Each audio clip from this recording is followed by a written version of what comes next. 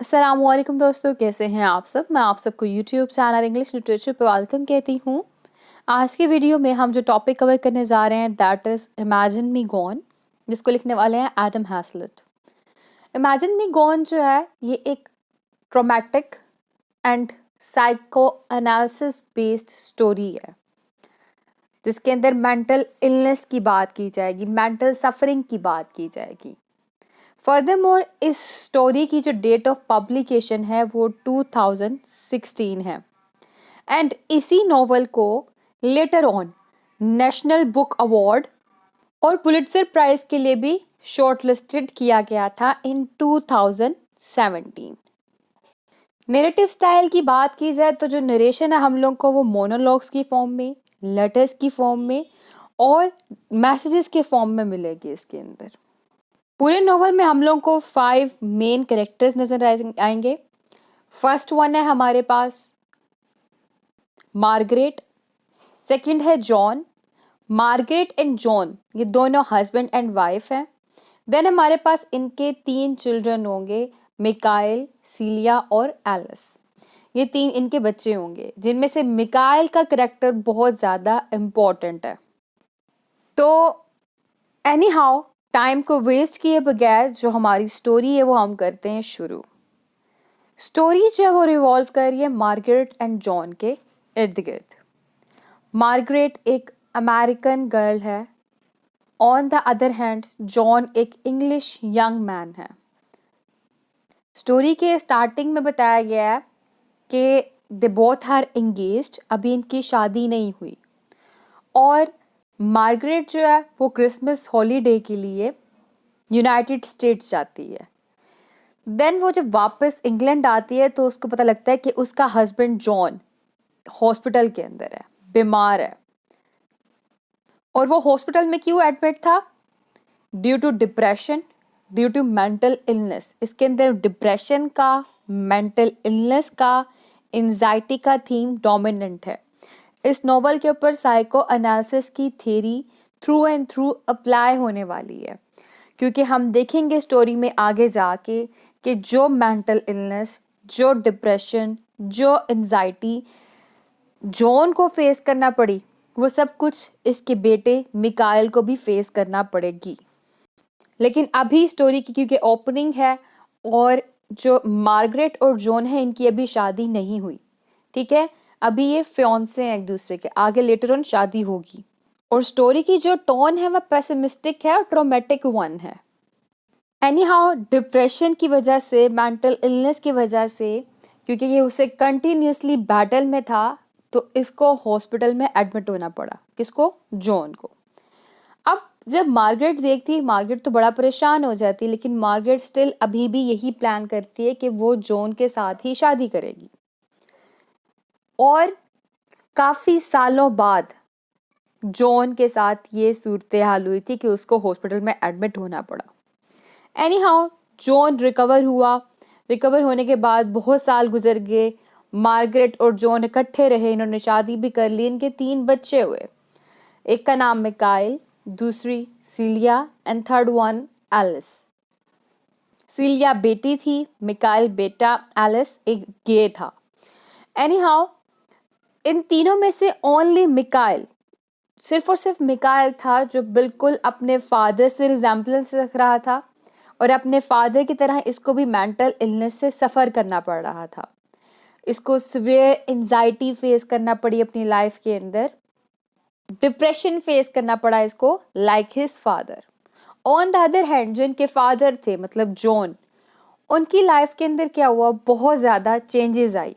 उनको unemployment face करना पड़ी, उन्होंने बहुत ज़्यादा जॉब्स जो थी उनको खो दिया था, जिस बेस पे ये अपनी फैमिली की जो बेसिक नीड्स थी वो पूरी नहीं कर पा रहे थे। और फैमिली की बेसिक नीड्स पूरी ना करने की बेस पे अगेन इनको डिप्रेशन हो गया और वो डिप्रेशन की बेस पे इनकी डेथ हो गई। अब जब जॉन की डेथ हुई तो उसके बाद इसका बेटा मिकाइल, वो क्योंकि उसकी मेंटल स्टेट कंटिन्यूसली वर्स होती जा रही थी, जैसे जैसे वो बड़ा होता जा रहा था वैसे वैसे उसकी मेंटल स्टेट बुरी होती जा रही थी, बहुत ज़्यादा वर्स होती जा रही थी। इसकी शादी भी नहीं हो पा रही थी। जिस औरत को पसंद करता है या तो वो शादीशुदा होती या वो कोई इसमें इंटरेस्ट शो ना करती। तो एक और साइकोलॉजिकल फैक्टर आ गया सप्रेस्ड डिजायर का। उस सप्रेस्ड डिजायर की बेस पे इसको अगेन एंजाइटी फेस करना पड़ रही थी। ऑन द अदर हैंड जब भी कॉलेज में गया उस टाइम पे भी इसको एजुकेशन के अंदर भी काफ़ी डिफ़िकल्टीज फेस करना पड़ी। ये ग्रेजुएट स्कूल में एंटर हुआ लेकिन स्कूल में जाने के बाद ये अपनी स्कूलिंग को कंप्लीट नहीं कर पाया, इसको ड्रॉप आउट कर दिया गया। और उसके बाद क्या हुआ, मेंटल ब्रेकडाउन। जब मेंटल ब्रेकडाउन हुआ और ये ग्रेजुएट स्कूल में था तो उस टाइम पे भी इसको अपनी एजुकेशन को छोड़ना पड़ा।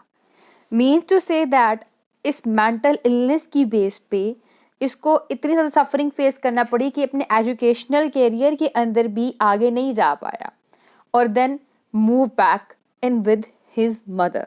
अपनी एजुकेशन को छोड़ के भी अपनी माँ के पास आ गया। फर्दरमोर इसने कुछ लोन्स लिए हुए थे, अब उन लोन्स को पे करना था लेकिन ये उन लोन्स को भी पे नहीं कर पाया और उन लोन्स को ना पे करने की बेस पे again anxiety attack, depression, trauma, इसको सारी डिजीज फेस करना पड़ी। और सिर्फ मेडिकेशंस ही इसका सल्यूशन थी और ये मेडिकेशंस के सहारे ही जिंदा रह रहा था। मेडिसिन यूज करता था और ठीक रहता था। मेडिसिन्स जो थी वो काइंड ऑफ ड्रग्स बन चुकी थी, अगर ना ली जाए तो बिल्कुल इंसान ख़त्म। और वो मेडिसिन्स इसको वैसे भी मेंटली तौर पे मज़ीद सिक भी करती जा रही थी। अब हुआ क्या कि काफ़ी ज़्यादा एंजाइटी अटैक हुए और उस एंजाइटी अटैक में इसकी फैमिली ने इसको काफ़ी सपोर्ट किया। और जब फैमिली मिकाइल को सपोर्ट कर रही थी तो उस ड्यूरेशन में क्या हुआ कि इनकी फाइनेंशियल स्टेटस तो इतना स्ट्रॉन्ग था नहीं, इनको फाइनेंशियली भी लॉस फेस करना पड़ा, इनको फाइनेंशियली सफरिंग फेस करना पड़ी।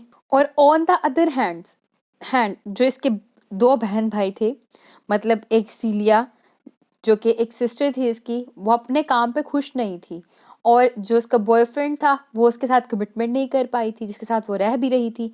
On the other hand Alice वो एक गे था, सेम इशू ऑफ कमिटमेंट इसको भी फेस करना पड़ा। जो इशू ऑफ कमिटमेंट सीलिया को फेस करना पड़ा था कि दोनों अपने जो बिलीवर्ड थे उनके साथ कमिटमेंट नहीं कर पा रहे थे। और ऑन द अदर हैंड जो मार्गरेट थी वो पूरी कोशिश करके जितने भी डिप्स लिए हुए थे, जो लोन लिए हुए थे, उनको पे करने की कोशिश कर रही थी। ये सारा कंडीशन चल रही थी फैमिली की। अब फैमिली मैंने बताया थ्रू एंड थ्रू कोशिश करी थी मिकाइल की हेल्प करने की। इनमें जो एलिस है ना उसने सोचा कि क्यों ना जो मिकाइल मेडिकेशन ले रहा है उसकी मेडिकेशन रुकवा दी जाए, वो ठीक हो जाएगा मेडिकेशन को रोकने से। जो सीलिया थी वो भी एग्री हो गई इस चीज़ से कि ठीक है, होप फॉर द बेस्ट, क्या पता वो बिल्कुल ठीक हो जाए। और फिर सीलिया, एलिस और मार्गरेट इन तीनों ने मिलके मिकाइल की हेल्प के लिए उसकी जो मेडिकेशन थी उसको रुकवाने की कोशिश की। और मिकाइल भी एग्री था, क्यों? क्योंकि मिकाइल चाहता था कि वो आगे मूव फॉरवर्ड कर जाए, आगे जाए, आगे बढ़े और अपना काम कर सके, फैमिली को सपोर्ट कर सके। लेकिन अनफॉर्चुनेटली जो मिकाइल था वो मेडिसिन के बगैर नहीं रह पाया और उसकी डेथ हो गई। और डेथ से पहले ना उसने अपनी फैमिली के लिए एक मैसेज छोड़ा था और वो मैसेज क्या था कि आप सब अपने अपने प्रॉब्लम्स को सॉल्व करने की कोशिश करो बजाय ये कि आप दूसरों के प्रॉब्लम्स की तरफ सारे इकट्ठे हो जाओ।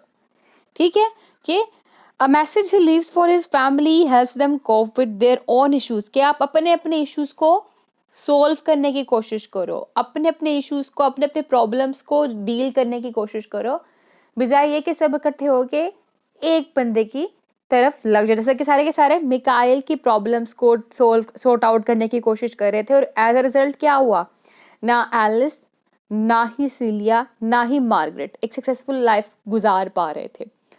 और जो सीलिया थी वो उसकी शादी नहीं हो पा रही थी, वो अपने बॉयफ्रेंड के साथ कमिटमेंट नहीं कर पा रही थी, पैसे ही नहीं थे।